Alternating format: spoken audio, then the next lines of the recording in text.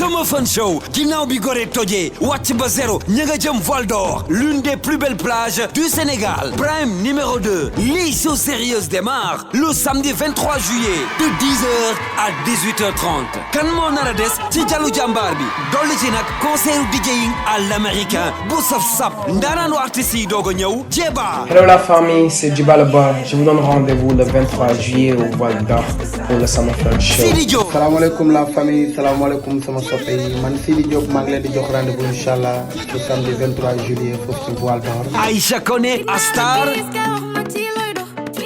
Moustapha Mbeugué et tant d'autres lu nar a neex ak 5000 francs rek nga am sa yëndu bu neex ak famille bi am accès ci Summer Fun Show. Info online 77 182 20 82. lii ëpp na waay waa Gorée waa Guédiawaye waa Médina waa Ngor waa Saly ñëw leen supporter seen équipe bu commune narul yombu de. Birane Ndiaye ma jaay jamaang ma jaay ma ca tubé xaar yàlla Birane Ndiaye